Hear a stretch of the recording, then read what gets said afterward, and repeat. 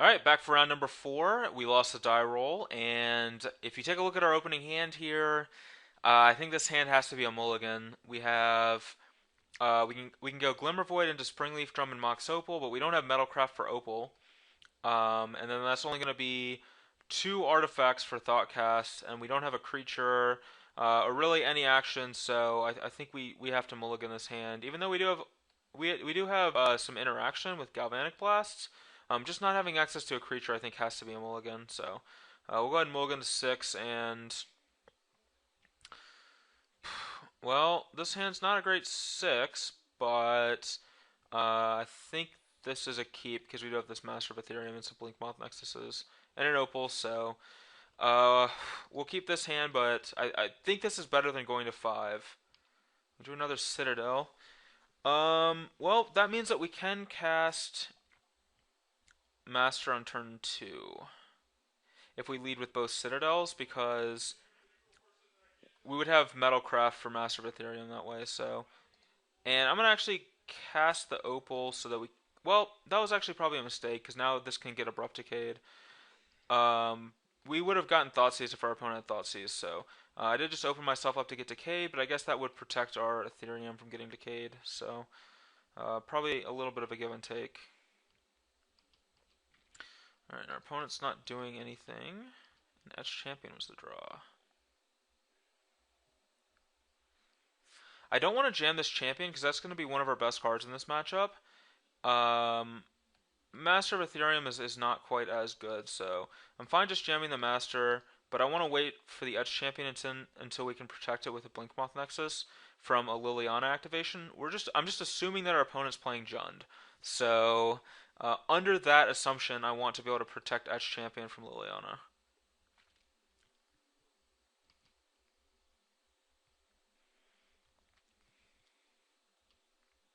Because this is a Lightning Bolt. Uh-oh.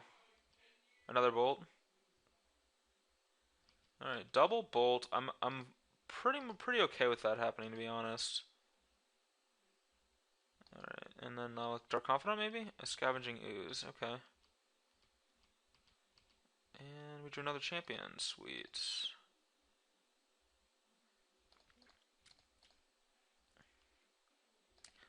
So we have Blinkmoth Nexus that's going to be able to protect us from Liliana, and we do have now have a protection from all colors Etched Champion.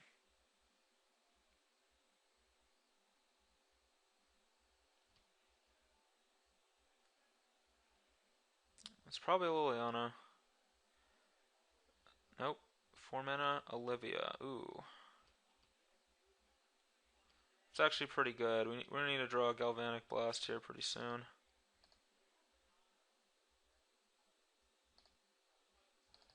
Alright, we'll just cast a champion.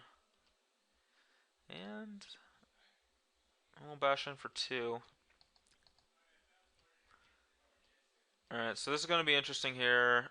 We might get successfully erased by these cards because we're not really doing that much. We actually need to draw a something like a Cranial Plating would be great.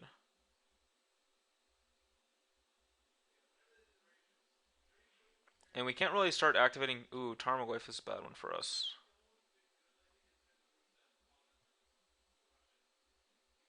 We can't really start activating these Nexuses because Olivia can shoot our creatures.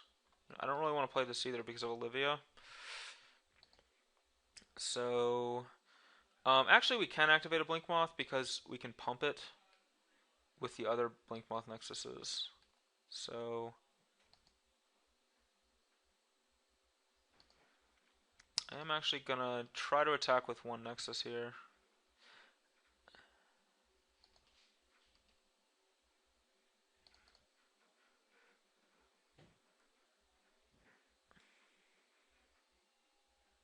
And I have to leave back an Etched Champion just to not take a giant hit from Goyf. So, I'll declare these as our attackers. Olivia's probably going to shoot Blinkmoth.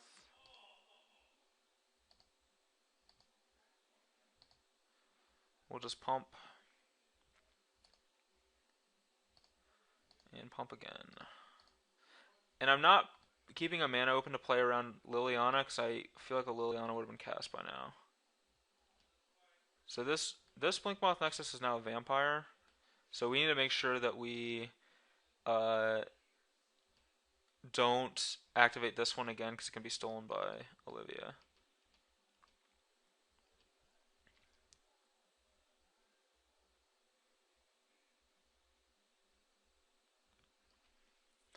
And I feel like we're a cranial plating away from winning this game.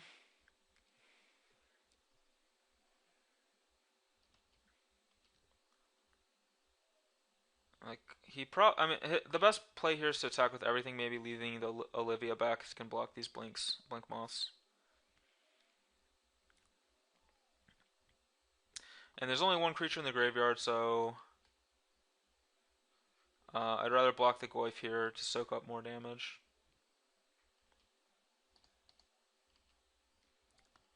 I think we had to. I think leaving one edge champion back is a necessity because of the amount of damage that's represented by like Raging Ravine, Ooze, Goyf, and Olivia. If we don't leave a champion back, we're just probably dead. What is this? Don't be a Liliana. Another Ooze. Okay, another Ooze is fine. Um, Nexus of the Ink Moth variety.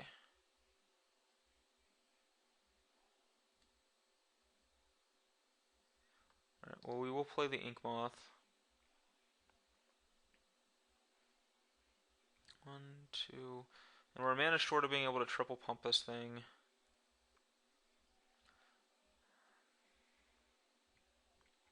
I don't feel comfortable attacking with both of these. Maybe I do. So if I attack with both, we put them down to 6. But then we're facing down. We can activate a Nexus to block something. Probably the Olivia. Then we'd be facing down 7 damage, which would put us dead. And we actually hold off that Scavenging Ooze, so I think I attack with... Maybe I probably just don't even attack at all. Because if I draw a Cranial Plating, I have 1, 2, 3, 4, 5, 6 artifacts. Yeah, Cranial Plating is actually lethal.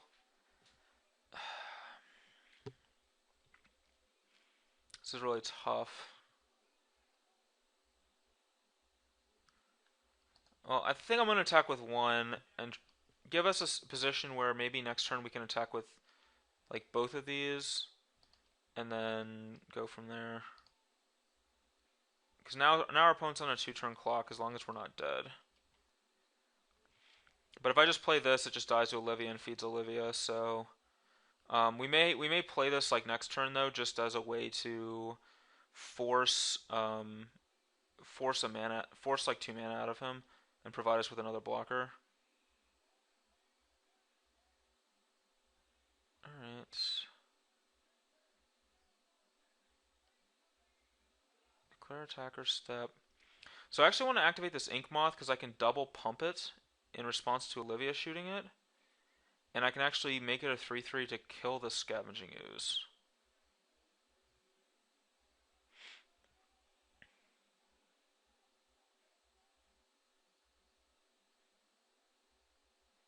Or at least just make this ooze smaller.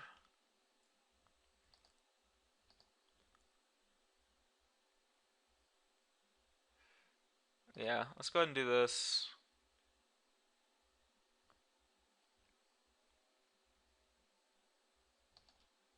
And now I can block Scavenging Ooze, and I can block the 2 oozes.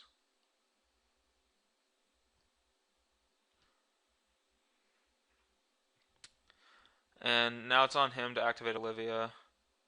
In which case I can double pump to trade off with this ooze. Or if he doesn't activate Olivia, then I'm probably fine just having damage happen. 1.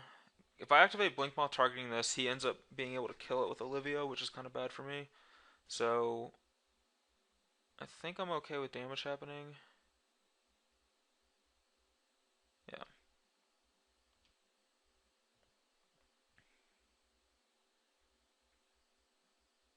Okay. Ooh, that's a good draw.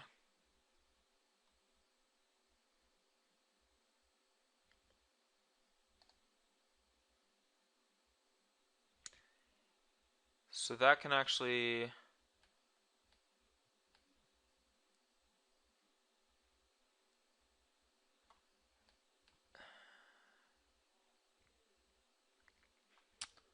That can actually kill him.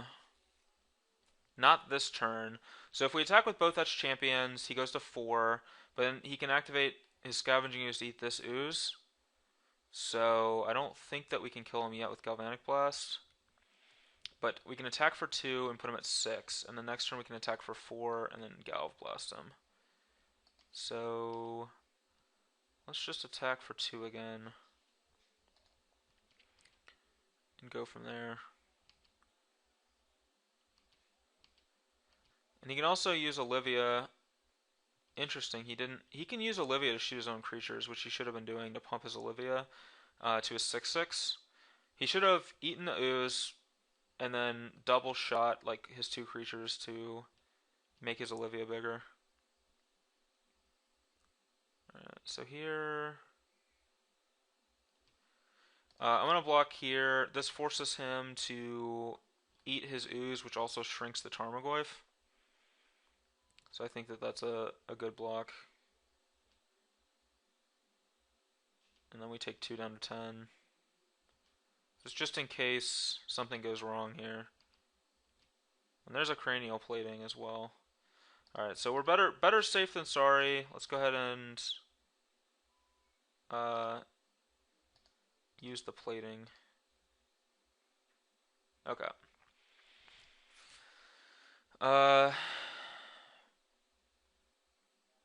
So now we're playing against Jund. Don't actually know how this deck sideboards against Jund, but my guess is that's almost nothing. We don't want Whip Flare. We don't want Grudge. We don't want Wear Tear or Torpor Orb. I don't think that Spellskite's where we want to be either. Or Thoughtseize or Spell Pierce. So really, I think it's maybe Relic or Progenitus is the only card. I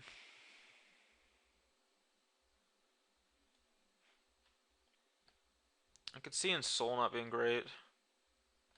Welding Jar seems great. Regenerates against all the removal, like Abrupt Decay. My opponent's probably going to have like Shatterstorm and a bunch of other stuff. Relic is good against Goyf and Ooze. But I don't know if it's actually better than any of these other cards. Maybe it's better than these in Souls. But I kind of like having access to Ensoul as maybe just a way to just get a free win. So I'm actually just going to run it like this. Just without making changes. And hopefully that works out for us. So, alright, there's this hand. So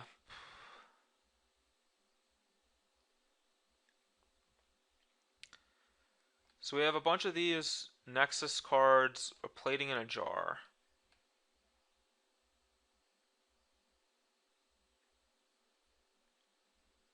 And nothing else.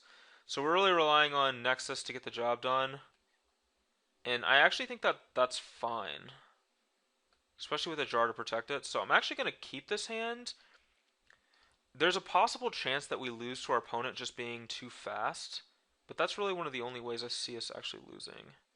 Drawing Springleaf Drum was good too. I think. It's just another artifact.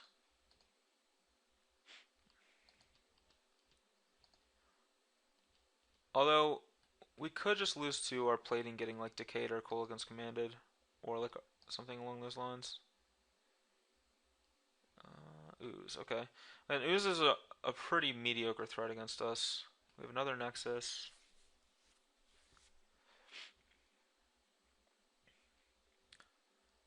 Here, I actually want to play the other Ink Moth. We're not going to go with Blink Moth because we're going to try to win with Poison. So I'm actually just going to play this and play Plating. And our opponent's required to kill our plating on his turn, otherwise these nexuses are gonna do the dirty deed. We use welding jar to protect plating too, which is nice. Or we can use welding jar to protect a nexus as well. So, and scavenging ooze is a pretty mediocre threat, all things considered. So, pretty sweet that. Oh no, ancient grudge. All right.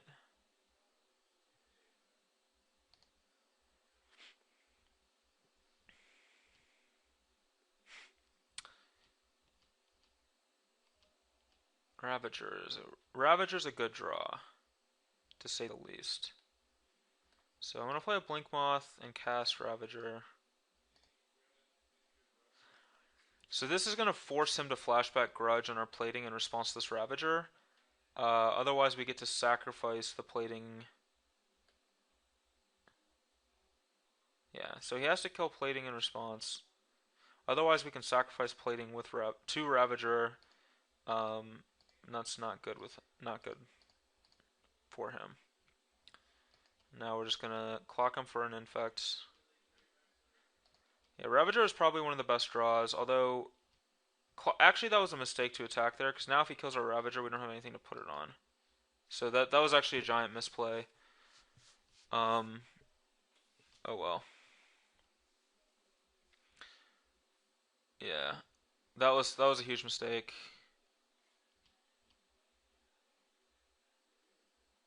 We'll see if he eats our Ravager. If not, he probably has a Lightning Bolt. Okay, so he's gonna eat our Ravager, so he probably doesn't have a Bolt. And we can just start hitting him for 2 infect a turn. Alright, we're not... 1, 2, 3... I'll play the other Nexus here.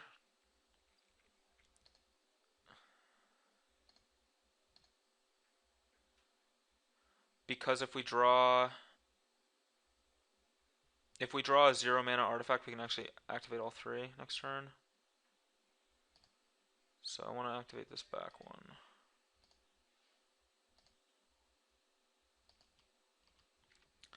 And just clock in for 2 infects. Letting our Ravager get destroyed was a giant mistake, so that's not good. And now we're down to 12. We might have to start chumping with some of these creatures at some point here. There's a Goyf. Plating.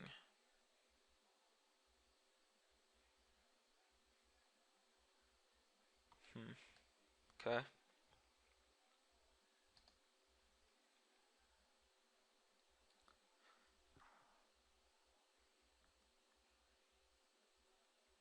think I want to wait on this plating for next turn. I think if I just go for it this turn, it's just going to get destroyed.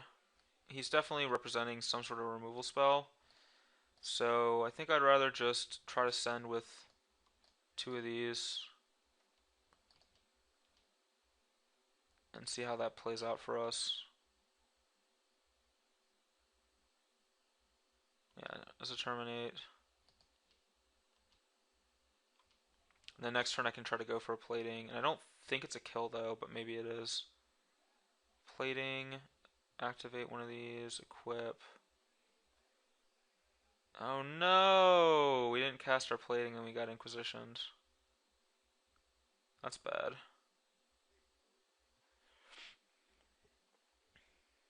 It actually grows Goyf too. I think he should have attacked with this treetop as well, unless he has another piece of interaction. Which he probably does. Another Goyf, okay. Alright, well I played this game not very well. Alright, we drew Ravager. Let's just cast Ravager. Now I can't attack because I have to just be able to block these creatures. But I'm pretty much just dead, I think.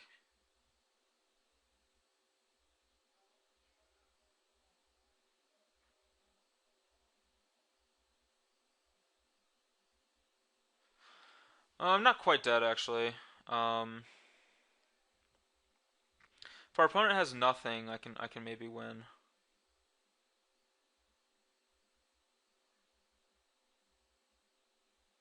If he doesn't activate Treetop Village, if he activates Treetop, I actually can't win because I can only block two creatures.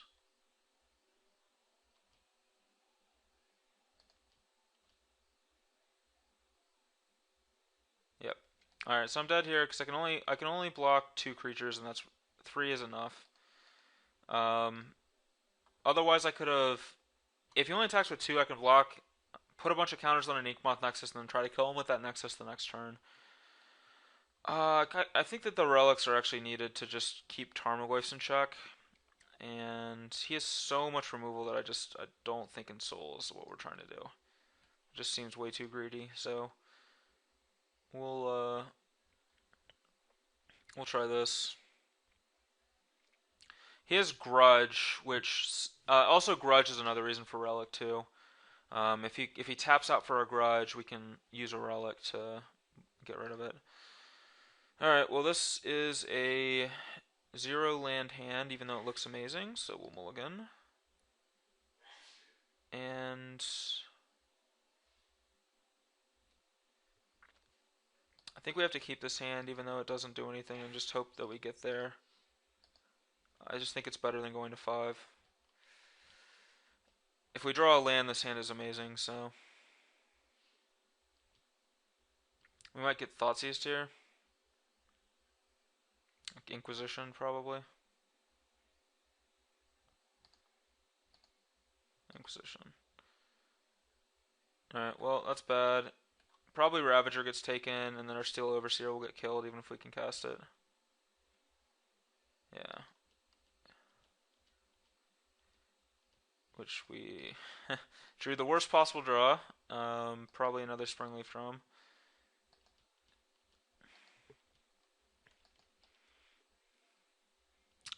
And, alright, we drew Citadel.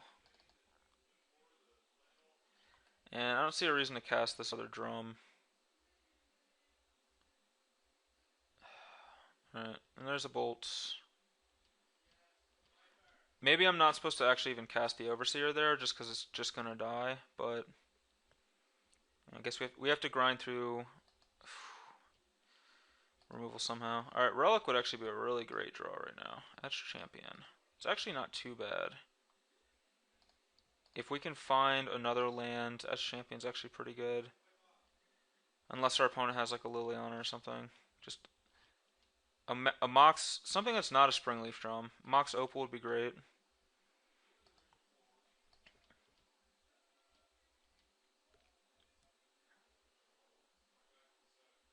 An Ooze. And a Lavamancer, okay. Alright, none of those cards match up that well. No! You gotta be kidding me. Really? Like, of all the draws, it could have been the fourth drum. Uh, it's probably not even worth it to play the drum, but in case of like a Liliana, yeah. If our opponent still has Liliana, we should have just held the drum, but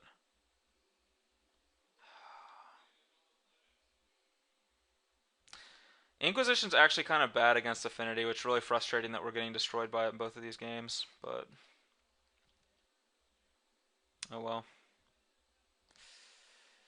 Our draws were bad. Maybe I should have mulled the 5. I don't know. Alright, well, here's this.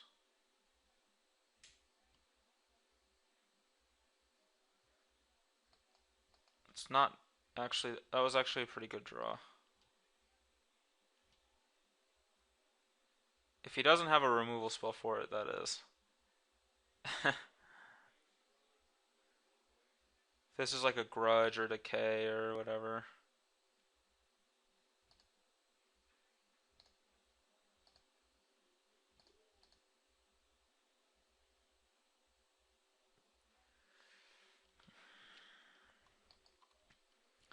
Alright, well, we're dead. And we got steamrolled by Jund in post-board games. They just turn into just so much removal and efficient threats. Uh, I still think Affinity is actually like slightly favored in this matchup, but our mulligans just really plagued us. We didn't have that great hands, which is kind of a common theme throughout the entirety of the daily, which I think is just symptomatic of playing Affinity. We had to mulligan a lot, and our hands were we had to keep a lot of really bad hands. Some of them we got there, like that one in Soul Artifact game on a Signal Pest, but most of them we didn't. And maybe I wasn't even mulliganing enough. Maybe I should have mulliganed almost every one of the games. And that is just something with Affinity. Like sometimes you just draw four Springleaf Drums and they just all do nothing. So um, definitely playing when you play a deck like this, it's definitely variance. It's definitely a high variance deck, but it also rewards you like that match against Storm where we had just killed him really fast both games. So there is uh, there is some give and take to Affinity, but a lot of players will play this deck. It's a good deck, and it's important to know how to play with and against it. And um, a lot of high level players play this deck, so it's definitely a good choice. And while I've never played it in a big tournament, it is a deck I would definitely consider for playing in some big tournaments. So even though we didn't have a great showing in this daily, Affinity's still a deck that is something that I would not brush off. And we had our draws were pretty bad. I'm not saying that to complain, but just to say that uh, I wouldn't brush off Affinity just based on how these games played out, even though we had a lot of really anemic games that didn't seem very good. But anyway, thank you all for watching the video. Hopefully, you guys enjoyed it. Make sure you stay tuned for the Invitational this weekend as well. I'll definitely be in attendance. Probably not playing Affinity, but make sure you watch that or play in it if you're a fan of Modern. Should be some sweet Modern action as well as Standard, which you do get to see a lot of Standard and not as much Modern. So if you really like Modern, this is a chance to tune in and watch some Modern. Or if you're qualified for the Invitational, this would be a good one to show up to if you're a big Modern fan. But anyway, thank you all for watching again, and I hope to see you again.